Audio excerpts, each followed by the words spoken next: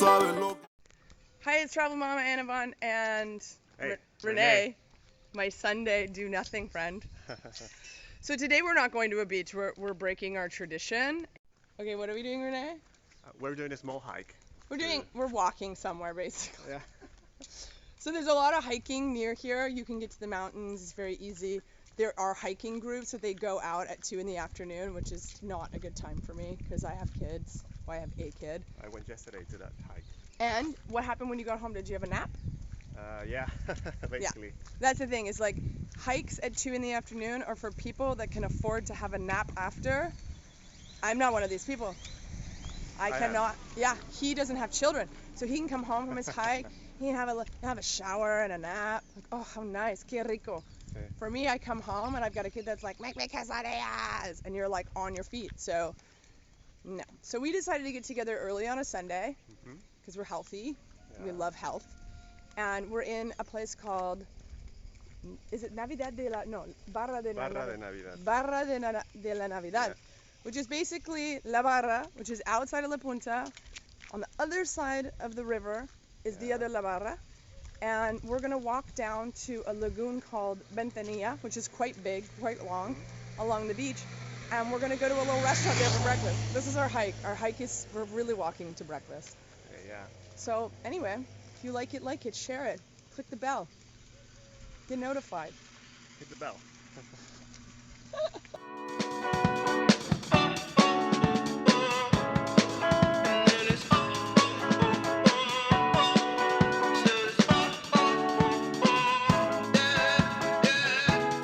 We've turned back because it was washed out.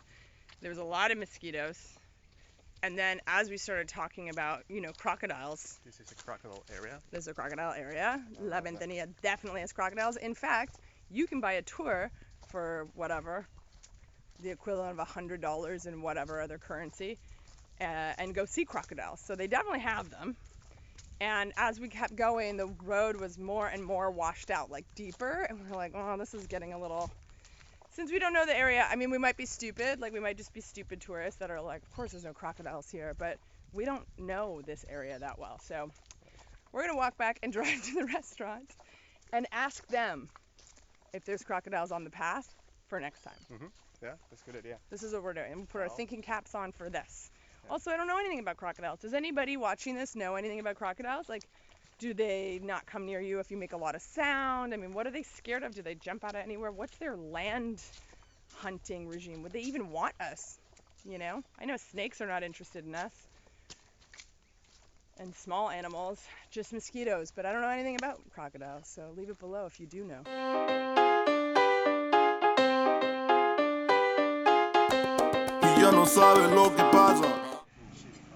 So we parked here and they've been painting these yellow lines and they painted the tires. Just a little bit though. See, they're doing the lines.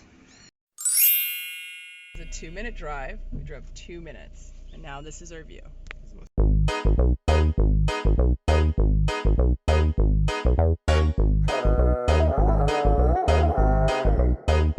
Lunes, yo me llamo Tarzán y la gente me dice cómo es. El rey de la selva. Jane es perfecta gracias a sus raíces. ¿Sabes cómo es? El rey de la selva. Ando con mis leones cazando los ciervos. ¿Cómo es? El rey de la selva. Yo soy jefe de leones a cerdo. ¿Cómo es? El rey de la selva. How fun is this? We literally drove out here for this fun little walk.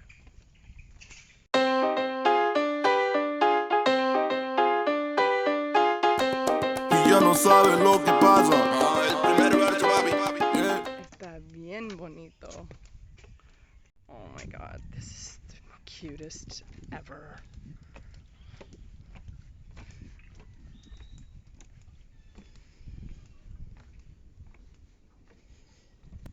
Sí, aquí. Sí. Look at that.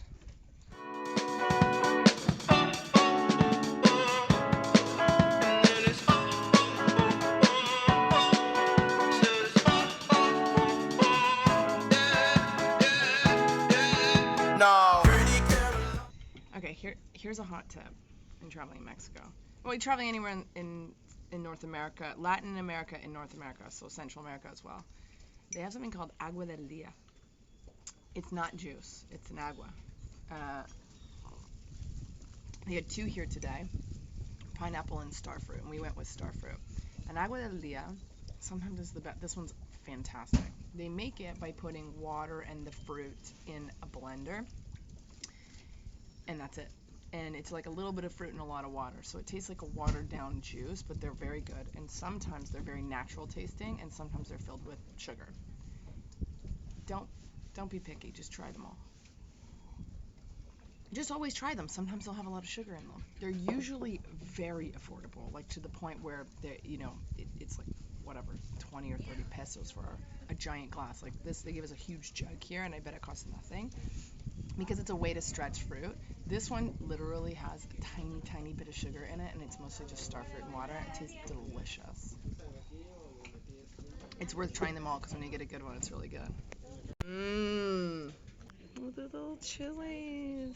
These are real Mexicans. Tostadas y tortillas. Ajá, gracias. Yeah, gracias.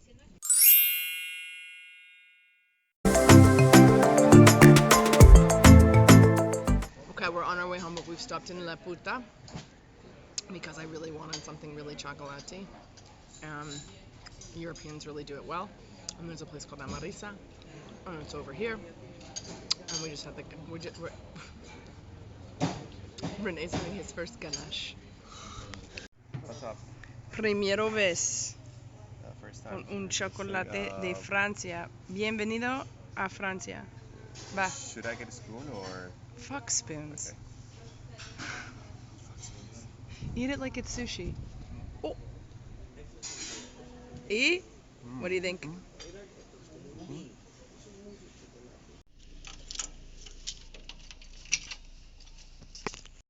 That's it. That's the whole adventure. Now he's getting his. This is a box of cat food. Yeah.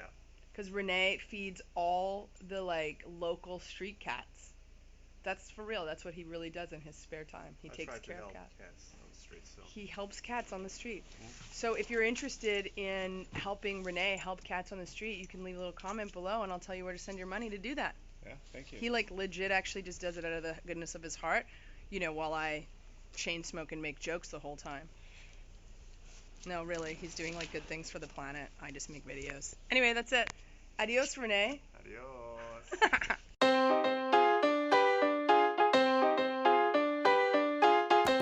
Y ya no sabes lo que pasa. El primer verso, papi. Yeah. Lo que manda aquí la clase. Hi there, it's Annavon, and keeping with the latest tradition, I'm going to do the second half of this video. It's going to be a little bit of a house tour, but I'm actually going to do an art tour of the house. A lot of people ask me where I got all my art from, and it is one of, I don't want to call it a guilty pleasure because I don't feel guilty at all about it, but I do buy art almost everywhere we go now. I didn't for years because I got rid of all my possessions and lived out of a bag up until I got pregnant. And then while I was pregnant, when I moved to Chiapas 7 months pregnant, I thought I really felt like nesting, and part of the nesting was I started buying art, and now I have amassed a lot of art, and it's still getting framed, a lot of it. Some of it's, I have a piece in LA, it's all over, but I'm going to do a little house tour for you and show you all my art and tell you where it came from. This is the big obvious one, right? We'll start right here. This one was done by an artist named Chepe. I will leave his stuff below. It's basically at Chepe for his Instagram. He painted this. So I found Chepe online. He's painted a lot of the Selena hostels here in Mexico throughout, and I found his work there on Instagram. And I just wrote to him when I first moved here and said, we can paint a mural on my wall. What do you cost? Will you come out to the beach? So he gave me a great price because he stayed with me for a week. I told him I wanted something. He asked me, what do you like? Da, da, da, da. I said I wanted something with moons. That was it. I was like, we're moon worshippers here. My daughter's name is Luna, blah, blah, blah. He came out here. He drew this. He sat here and looked at the wall. He drew this. This is like the palms of the beach. These are the mountains. This all represents Oaxaca, our state. He initially did it in different colors, which I chose, and I actually had him back here to repaint it. later because the colors were like peach and green and they were beautiful on the computer, and in real life it was like Golden Girls Florida 80s retirement home. It did not work. So these are his sort of classic colors. So moving on, this piece, I got this in Cuba. It was painted, it was in Havana. It was painted by a guy on the street who was doing reproductions of art. And this one was the only one he painted himself. He was trying to make some extra money because he wanted to go to school outside of Cuba or something. I don't know. I can't remember his story, but I remember being like, I like supporting this guy. He spoke like 4 languages. He had perfect teeth, very Cuban. He painted this with a really strange paint that smelled like gasoline. And I had to actually hang it outside for over a week to dry it out because the smell was so intense. I traveled with this for a year. This is how much I love art. I traveled with it rolled up, and I would just put it on the wall everywhere that I moved, basically, because I would live everywhere for at least 2 months. And anyway, yeah, I don't know if it's a boy or a girl. I thought it was a girl at first, but the longer you look at it, it can be, one day I'll be like, oh, it's obviously a boy. And the next day I'll wake up and walk out and go, how could I think that was a boy? It's a great piece of art for that. Okay, moving right along. Here we've got, there's a lot of reflection on this glass. I'm gonna try and get a good shot for you, hold on. It's hard because there's so much reflection of the, here, let's see if we can do it from here, of everything in the house right now. At night, there's less reflection. But this is, I mean, classic Zapatista art. It says, La solidaridad es nuestro derecho. It says, this, our solidarity is our right. And it's also on the total unconditional solidarity among the people and not the oppressor. Women, this is a woman, ESLN, played a really, with her little girl there, she's about to breastfeed, played a huge role in the Zapatista movement, and I have a lot of this art. This was a poster I bought in Chiapas. It cost $3 American, maybe less. I could be being generous there, and I had it. It's a very common poster, and I had it framed here in the breakfast nook. These 3, 1, 2, and 3 were done by my friend Paul. He's British but lived in Toronto, and I bought the prints in Toronto because they were small and I could truck them around with me along with this Cuba art, and because I can't afford any of his big work, which is beautiful. This is one I just bought recently on our trip to Chiapas. It cost me 50 pesos. I don't even think it was 50 pesos. It's just a printout on paper. It's not very good quality, but it looks great in a frame. It's more Zapatista art, and here, you know, the Zapatistas here are inside corn. Corn is incredibly sacred here in Mexico. I mean, the Mesoamericans were making popcorn and doing calendars and counting and having an alphabet when, you know, Europeans were still living in caves. So it is very sacred. It's very sacred among Chiapanecas, and I think that this art, you know, beautifully illustrates the resistance, revolution, and cultural heritage of Mexico, all in one piece. What else we got? We got another one by Chepe over here. This was a calendar that he made, and I just framed the art. Out here, I mean, this closes all in the way, but this is one that Chepe also did. It is my favorite. I'll upload a photo of it because you're never going to see it here. I sit here and work, so I look at this all day long. That was a nasty little wall before. It also has, as you can see, moon, and there's the agave plant here. There's the whole representation of Oaxaca in there too. And it's done in Frida Blue, which is my favorite. And it's unfortunate I don't have more walls for Chepe to have an excuse to come stay here. Here's a recent one I put up behind me. I bought this at the Women's Museum in Hanoi, Vietnam. It's an advertisement for women to join the war against Americans. Much like Zapatistas in Vietnam, women played a humongous role in the war. And this is not the best poster, propaganda poster that they had, but it was the only one that they had. So many amazing ones on display in the museum. But this is the only one they had for sale, and I really wanted to get a piece of that memorabilia because if you get a chance, the Women's Museum in Hanoi is amazing. I mean, if you've seen any footage of my house, you've seen this amazing mural. I mean, people come here and they Instagram the hell out of this thing. I chose the colors, and the artists that did it are Oceana and Raul. They're a couple. They've done a lot of the murals in La Punta in Puerto Escondido. I originally wanted, so they are really well known for doing like black and white feminine figures with like tropical leaves and stuff in the background. And actually the color correction on here changes these a little bit. That blue, it's not blue, it's more like a teal in real life. But the colors I love. I just told them I wanted like burnt orange, aqua. And I chose the women. Normally they do sort of like beautiful bikini clad women, not like Sports Illustrated, more like Botticelli's.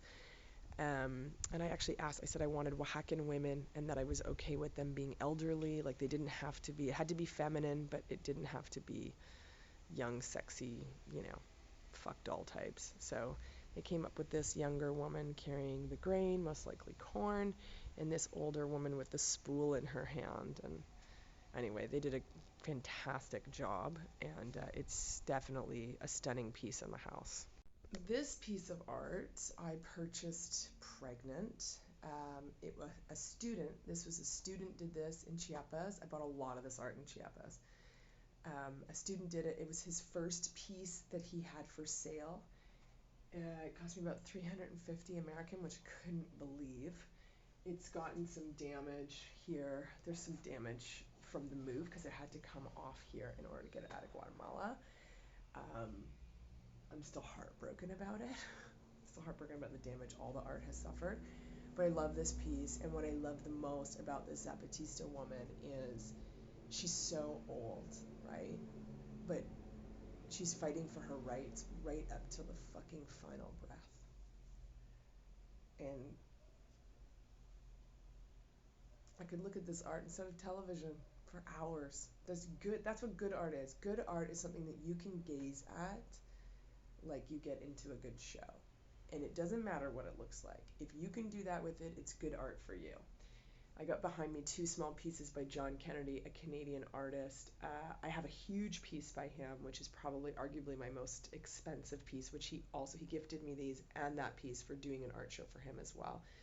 The big piece, because I can't afford to ship it here without ruining it, is living in LA with my friend Matt Barker right now, and he's enjoying it, but one day it will be here. Okay, so this is the final wall. These 2 are by Chepe. It's obvious Chepe art. Let's see if I can... Here's some more Zapatista art. Again, it's all women here. I love these images of the women from the Campos with the... I love it, love it, love it. This is actually Guatemala. Let's see. This is in Guatemala, but I purchased the photo from a foreigner photographer who was selling them in Chiapas, in San Cristobal de las Casas. Yeah, each one of these, the stuff from Chepe was gifted to me, but these, I mean, we're talking a few dollars for these prints. They were nothing.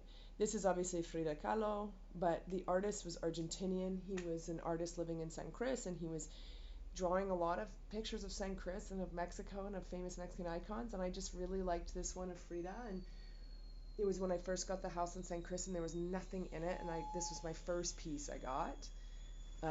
Here's another photo from Chiapas, and then this one is a photo shoot I did when I was pregnant. That's actual Antigua. It looks like, hold on, let me get a closer one for you. It looks like one of those pictures where the background's fake, but that's real. That's legit. Me and Luna went there. That's little Luna in my tummy. I wanted to have photos of when I was pregnant for her. And this is the only one that sort of survived it. I don't like how the photographer color corrected and stuff personally, but he did a great job on the photos. I was so miserable. But you can't tell. Look, I look like I'm 10. I had this framed, and then when I left Guatemala, I had to take all of my art out of the frames, and a lot of it got damaged traveling here to Mexico, which is really unfortunate. But this piece is actually by a Toronto artist named Mango Peeler. I'll leave links to all these guys below. He gave me this print. I did a show with his art in it, and he gave me this print for free, and I actually have a bunch of art from shows I did in Toronto with artists that they gave me for free, and I cherish every single piece. I love this print. He does amazing murals. He's just incredible. It needs to get in a better frame, but for now, that's where it's living. Last but not least, there's a huipil from Guatemala. I've got a few of them. There's one in the guest bedroom as well.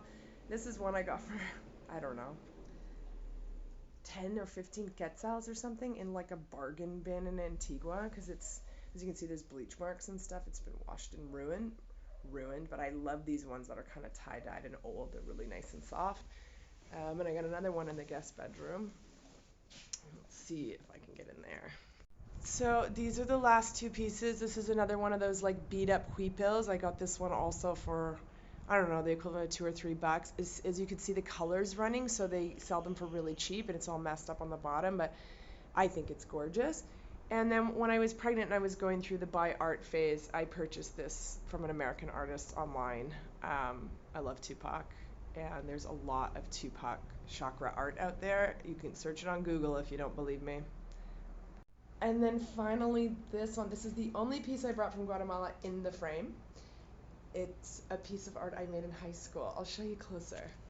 So I took a photography class in high school, and I learned how to take photos with film and develop my film, and I printed this out on acetate, and then I painted the back and I put some gold on it. And so this is actually an Anna Vaughn original. I'm not very artistic, but I somehow kept this from high school, and I actually love it. It's lavender in a field in a park in Toronto, but I developed the film and everything myself, and I don't know, it's just proof that I got something going for me in the artistic department. I do love it though. The framing is great too. Framing down here is quite affordable. It's all done by hand, so I love framing stuff here. Okay, well, thank you for coming to see my home and all my art. I still have tons of stuff from Vietnam and from travel. Yeah, if you like this video, like it, share it, click the bell, subscribe, find out about more cool shit. I still have lots more art. There's lots more to come. I'll never stop buying art. I just think it's such a beautiful example of what separates us from animals. It's the only thing, is that we make art. Anyway, if you have any beautiful piece of art or stories about buying art, please leave them below. I'd love to hear them. And adios, baby.